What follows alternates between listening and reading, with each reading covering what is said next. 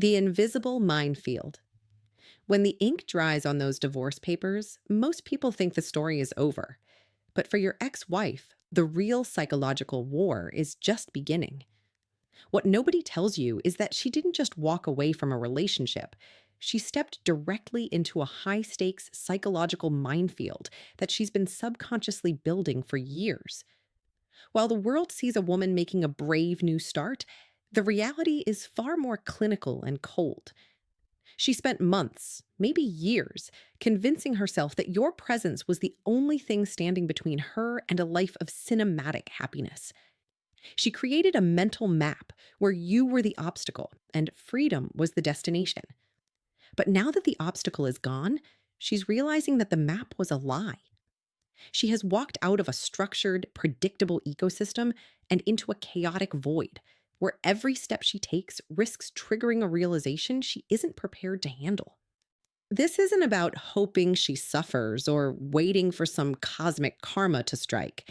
It's about the inevitable, brutal collision between the fantasy she chased and the cold, hard reality she now has to inherit every single morning. As you sit in your apartment, perhaps feeling the weight of the silence, you might find yourself scrolling through her social media feed. You see the photos of her at brunch, the new beginnings captions, and the filtered smiles that make it look like she's thriving while you're barely keeping your head above water. But you have to understand the mechanics of the digital mask. Behind those curated pixels, her brain is performing a desperate act of survival. She is currently in the middle of a massive neurological overhaul. For years, her brain was wired to function in tandem with yours. Your habits, your voice, and your shared history were the gravity that kept her world stable. By cutting that cord, she has sent her psyche into a state of weightlessness that feels like freedom for a week, but starts to feel like drowning by a month. To cope with the terrifying silence of her new life, her brain has to literally rewire its neural pathways to justify the massive destruction she just caused. Every happy post is a brick in a wall she's building to keep the regret from flooding in.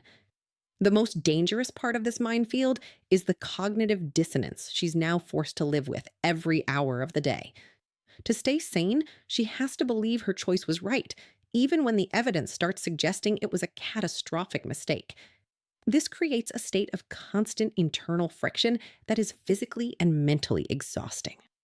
She has to maintain the living my best life persona, not just for her followers or her friends, but for herself. Because the alternative, admitting she traded a flawed but real diamond for a handful of shiny, worthless gravel, is psychologically unbearable. She is walking a tightrope over a canyon of self doubt, pretending she's enjoying the view, while her heart is racing with the fear of the fall. She's essentially become a squatter in a fantasy world she can't afford to maintain, and the rent is her peace of mind. What's truly happening behind the scenes is a total collapse of her psychological reference points. For the duration of your marriage, you were the mirror she used to see herself. Even when she was unhappy, she knew who she was in relation to you. Now, that mirror is shattered. She is out there trying to find a new version of herself in the eyes of strangers, on dating apps, and in the hollow validation of likes, but none of it sticks. It's like trying to fill a bucket with a hole in the bottom. She's realizing that the freedom she craved is actually just a lack of purpose. The minefield is littered with these small, quiet explosions. The moment she realizes a new guy doesn't care about her day. The moment she has to handle a crisis alone. Or the moment she realizes the exciting life she imagined is actually just expensive, lonely, and repetitive. She's not thriving. She's navigating a wreckage of her own making, desperately trying to find a path back to a version of happiness that no longer exists. 1. The false high. The first 90 days following the split are what experts call the honeymoon with herself, and it is a period defined by a total detachment from reality. During this window, she isn't actually processing the divorce. She is intoxicated by the sheer adrenaline of her own perceived bravery. Every morning, she wakes up and performs a mental ceremony, congratulating herself for having the courage to burn the bridge and seek something better. This isn't just a mood, it is a physiological state. Her brain is flooded with a cocktail of relief and novelty that masks the underlying trauma of the separation. She feels lighter, not because she solved her problems, but because she's currently running on the fumes of a fantasy. She redecorates her living space, buys a new wardrobe, and adopts the persona of a woman reborn, convinced that the simple act of leaving has transformed her into a version of herself she's never actually met. This delusion is fueled by an external support system that acts as a psychological echo chamber. Her friends, many of whom may be bored in their own lives or projecting their own dissatisfactions, begin feeding her validation like a high-grade drug. They tell her she's glowing. They insist she looks 10 years younger. And they constantly chant the mantra that she deserves the world. This constant stream of praise creates a dangerous feedback loop. She starts to believe that her value is skyrocketing because she's being cheered on by a crowd that doesn't have to live with the consequences of her choices. This validation acts as a shield, protecting her from the quiet moments of doubt that would otherwise creep in during the middle of the night. She isn't looking at the long-term math of her life. She is addicted to the immediate, cheap high of being the brave protagonist in a story her social circle is helping her write. The true peak of this false high occurs the moment she downloads the dating apps. After years of being in a committed relationship, the sudden, violent surge of attention from the digital world feels like an ego-shattering superpower. She sees a tidal wave of matches, likes, and messages, and her brain interprets this as objective evidence that she is in high demand. This is the ultimate trap. She is mistaking quantity for quality and attention for intention. Because she has 500 men swiping right on her, she concludes that her market value is limitless and that she made the right choice to leave. She doesn't realize that she is currently a new arrival in a marketplace that thrives on novelty. She's seen the initial spike of interest that happens to every new profile, but she reads it as a personal victory. She feels like a queen surveying a kingdom of options, unaware that most of those options are mirages designed to provide a momentary distraction, not a lifelong foundation. Ultimately, she is living in a carefully constructed narrative where she is the heroine escaping mediocrity to find magic. In this phase, there is no room for logic, no room for mourning, and certainly no room for self-reflection. She views the marriage not as a partnership that required work, but as a prison she was smart enough to escape. She spends her days chasing dopamine hits, whether it's a new outfit, a flirtatious text from a stranger, or a night out with the girls, all to keep the momentum going. She is running as fast as she can because she knows on some deep subconscious level that if she slows down for even a second, the false high will dissipate. She's currently a passenger on a high-speed train fueled by ego and adrenaline, convinced she's heading toward a paradise that doesn't exist, and she's enjoying the speed too much to notice that the tracks end just a few miles ahead. 2. The awakening and the pattern match. As the dust settles from the initial explosion of freedom, your ex-wife enters a stage that feels like a slow-motion car crash, the awakening. This is the moment the high wears off, and the jagged edges of reality begin to poke through the fantasy. It usually starts with a perfect date. On paper, this new guy is everything the story told her she was missing. He's successful, he's fit, he's charming, and he says all the right things in the initial texts. She dresses up, feeling that rush of validation again, and heads out to dinner convinced that this is the beginning of the better life everyone promised her. But then, as the night winds down, a cold, heavy sensation starts to settle in her chest. She realizes that while this man is charming, he is a complete stranger. He doesn't know that she hates the sound of whistling, or how she takes her coffee, or that she's terrified of failure. To him, she isn't a complex human being with a lifetime of history. She is simply a Friday night appointment, a temporary distraction in a sea of endless digital options. This realization acts like a bucket of ice water to the face, and it triggers a deep subconscious process called pattern matching. For years, her brain was calibrated to your frequency. You were her baseline, the person who understood the shorthand of her life without her having to explain it. Now, as she wades further into the dating pool, her brain begins to involuntarily compare every new interaction to the standard you set. She starts noticing the red flags she ignored in the false high phase. She meets the emotionally unavailable high achiever who checks his watch every 10 minutes. She meets the narcissist who spends 2 hours talking about his gym routine. She meets the fun guy who turns out to be an irresponsible drinker. With every disappointing encounter, her mind starts a silent, relentless tally. She begins to realize that the exciting men she's meeting lack the one thing she took for granted: the depth of a shared history.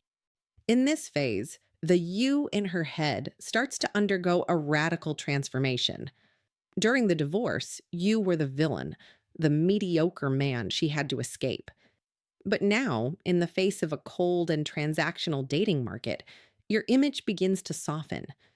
Her subconscious stops focusing on the petty arguments or the domestic frustrations and starts focusing on the safety. She remembers the quiet Tuesday nights when you just were. She remembers that you were the person she could be ugly around, the person who saw her at her worst and didn't leave. You were the person who knew her soul, not just her profile pictures. Subconsciously, she is no longer comparing these new men to an idealized fantasy. She is comparing them to the reality of home. And in that comparison, the new world looks increasingly hollow. This pattern match is a psychological torture chamber because it forces her to confront the fact that intimacy cannot be fast tracked.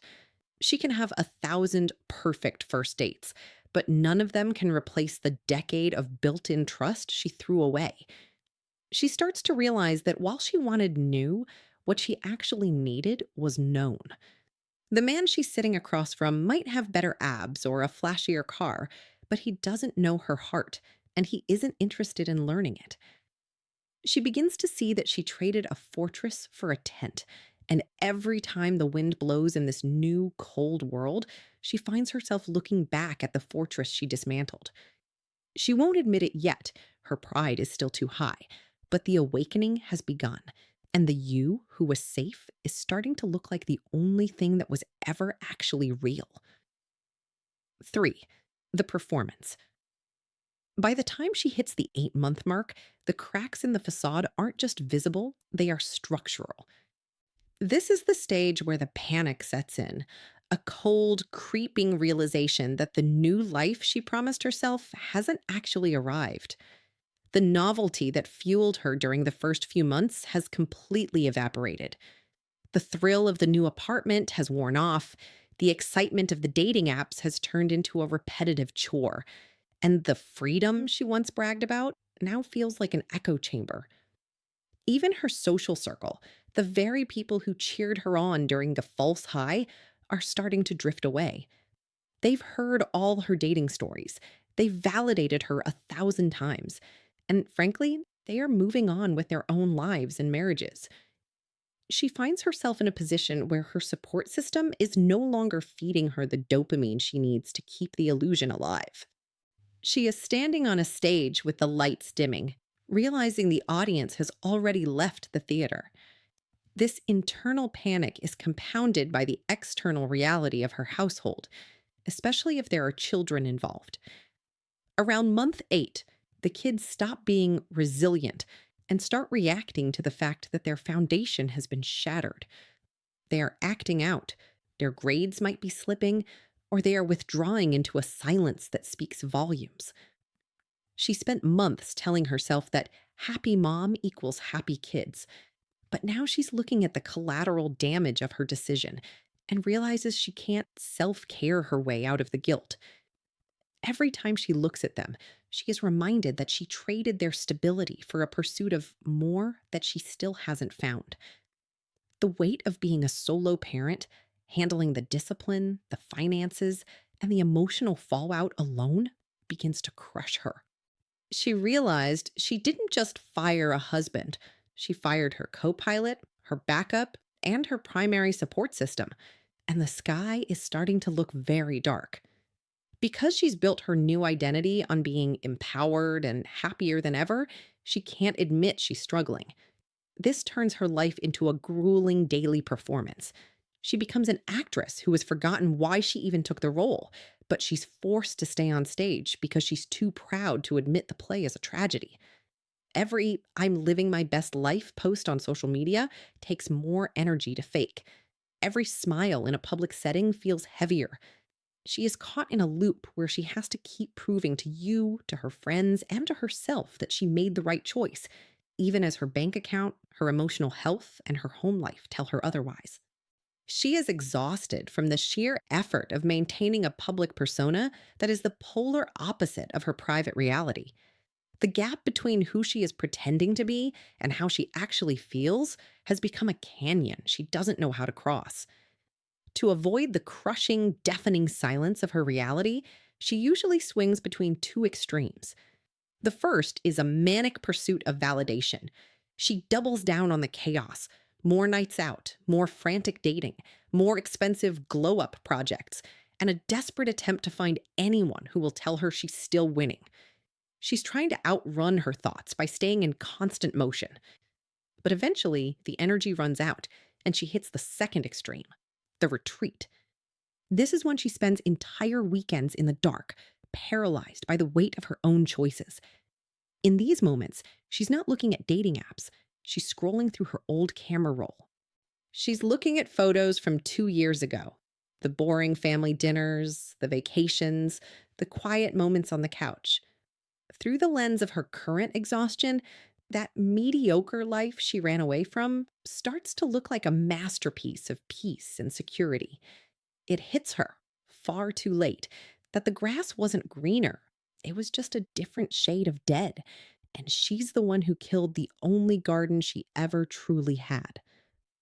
4. Market reality. This is the stage where the fantasy finally meets the cold, hard numbers of the real world, and the math is absolutely brutal. During the false high, she believed she was entering a vibrant, welcoming marketplace where she would be the prize. But now she is forced to confront the market reality. She realizes that the dating pool she was so eager to dive into is actually a mirage. The thousands of matches and likes she received initially weren't a sign of high demand for a long term partner. They were just the result of an algorithm that prioritizes new profiles to keep users hooked. Now that the new tag has worn off, she sees the landscape for what it truly is: a hyper competitive, transactional environment where she is no longer the young, unburdened option. She finds herself standing in a line next to women a decade younger, women who don't have the emotional scars of a divorce, the complicated schedules of co parenting, or the baggage of a previous life. She discovers, with a sinking heart, that the high quality men she actually wants, the ones who are stable, kind, and looking for commitment, are the most sought after prizes in the world, and they have the luxury of being incredibly selective. The realization hits her like a professional boxer. The market value she thought she possessed was a lie sold to her by a toxic combination of well meaning but delusional single friends and dating app developers who profit from her being single. Her friends told her she was a catch who could get anyone she wanted, but they didn't mention that the men she wants are often looking for the version of her that existed 10 years ago. She begins to see a pattern in the men who do pursue her. They are either looking for a low effort hookup, they are rebounders who are even more broken than she is, or they are men who see her vulnerability as an opportunity for an easy target.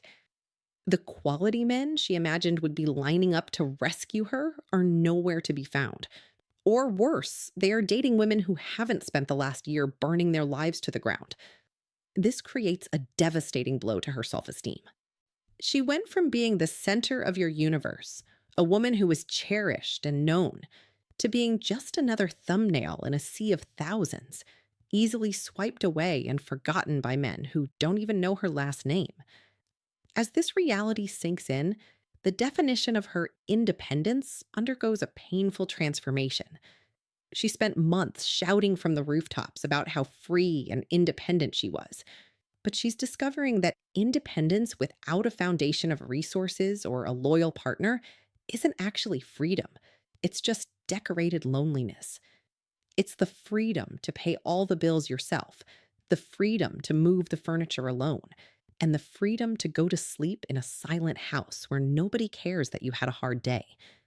She realizes that she traded a real, tangible, flawed partnership, a man who was actually there, who shared the load, and who offered a future, for a seat at a gambling table where the house always wins. She is playing a game where the rules are rigged against her, and she's starting to realize she bet her entire life savings on a hand she was never going to win. The most bitter part of this phase is the crushing weight of the trade off. She looks at her life and realizes she gave up a fortress of security for a chance at something better, only to find out that better was a marketing slogan designed to sell apps and wine. The independence she bragged about now feels like a prison sentence. She is exhausted from the hustle of trying to remain relevant in a dating market that values youth above experience. Every time she sees a couple her age holding hands at the grocery store, it's a reminder of the real thing she threw away.